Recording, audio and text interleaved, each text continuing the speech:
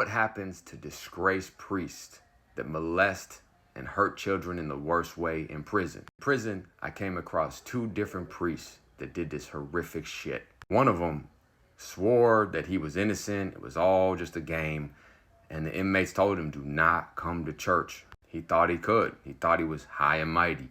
But when he went to church, he had his whole entire face cut off with a lawnmower blade. However, we're going to talk about Geoghan, the pedophile priest that was killed by a molestation victim of his own. Very ironic that the institutions that are supposed to protect children and people and help people are the ones that cause criminal neglect, that get the children hurt, and sometimes even worse. And then the prisons that are supposed to enforce law and not let any crimes happen anymore, the ones that do criminal neglect for this piece of shit pedophile to get justice for those families, those victims, those children, and the church itself.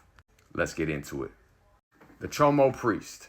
Mr. Geoghan's abuses date back to his first assignment as parish priest at Blessed Sacrament Parish in Saugus, an area north of Boston, where he served from 62 until 1967. All along, bishops and cardinals received warnings from parents. Some priests, he was sent for psychiatric treatment and returned to the ministry. For their part, the bishop said they were only following the accepted psychiatric wisdom.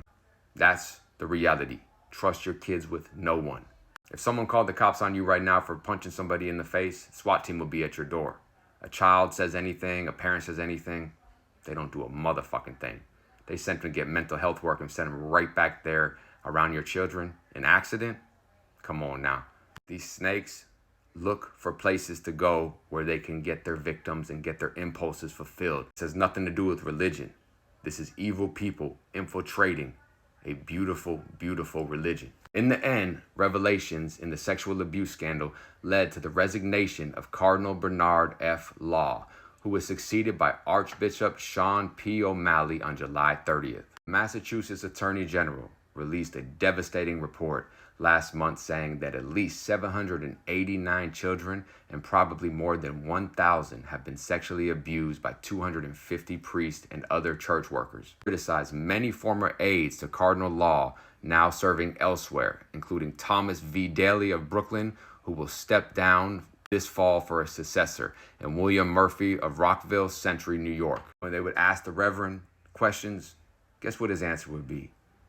We offer prayers for the repose of the Chomo's soul. The audacity of the Reverend Chris Coyne to try to flip this and make this about religion instead of righteousness, evilness. And to show you how sick this is, you can't find Reverend Chris Coyne, who's the head of the Boston Church, saying he extends prayers for the children and did all types of things to fix this. No, he just said, I pray for John and his soul.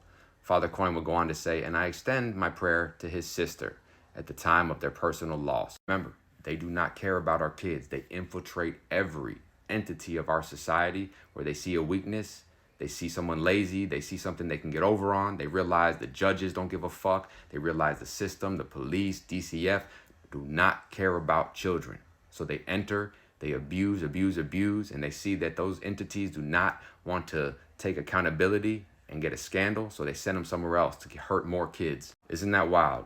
The church is the place where you're supposed to feel safe, end up being the place where the children get violated over and over, and they commit the most crimes. And then they go to prison where they're supposed to never have another criminal act, they're supposed to do their time. That's when they receive the ultimate justice. Is that God's plan? It's a war between good and evil. That's the way I look at it. Doesn't matter your religion or your beliefs. But when you got evil snakes that shed their skins and go to another church just to be a bigger snake, hurt more children, that's not an accident at all. There's no such thing as mistakes or coincidences. You hurt children, you do not go around children. But like I said, you can call the police now on a petty crime. Police will be there ready to take someone to jail. A kid could, and they say, it's just a kid. Ride for your kid, believe in your kid, talk to everybody, file everything, go to war for your kid. And do not trust anyone. It doesn't matter what their suit looks like. There's an old saying, you could put a suit on a piece of shit, it's still a piece of shit. While Mr. Geoghan achieved nationwide notoriety, the abuses by James Porter of Fall River, Mass.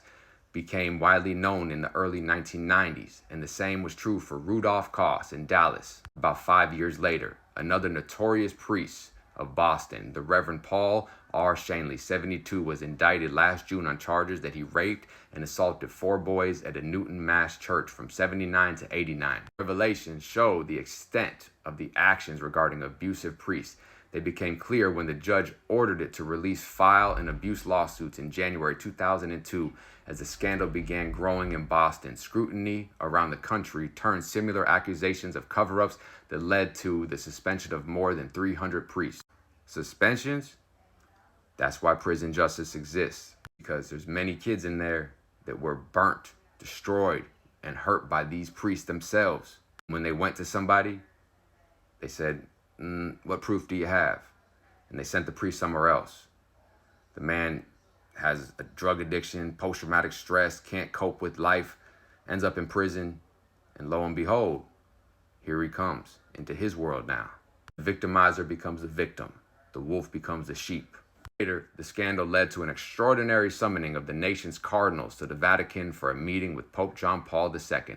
The next April, several months, the nation's bishops adopt sweeping guidelines to protect children. Like I always tell you, they don't give a fuck until they have to give a fuck. Then they say, oh, we're going to change it. Why? Why does it take children to have to get hurt, killed, whatever, for them to say, we're going to fix this? DCF fails them, judges fail them, police fail them, the churches fail them, but we cannot fail them as parents. The entire country, I would argue, and certainly every single Catholic, owes an enormous debt to the men and women who were victimized and were strong enough to come forward. Some would say, despite the horrific damage he caused, no one deserves to die like this. It's horrific. So let's get into the true justice that was administered for those children. In Shirley, Massachusetts, Geoghan was attacked and killed by fellow inmate Joseph Druce. Serving a life sentence for a previous murder, managed to access Geoghan's cell by jamming the door mechanism with a book, nail clipper, and toothbrush, preventing it from being opened electronically. He then bound Geoghan's hands with a t-shirt, gagged him, and strangled him using a stretch sock as a ligature, employing a shoe to tighten it. Additionally, Druce wrapped a pillowcase around Geoghan's neck to further the strangulation. The attack lasted approximately 7 to 8 minutes.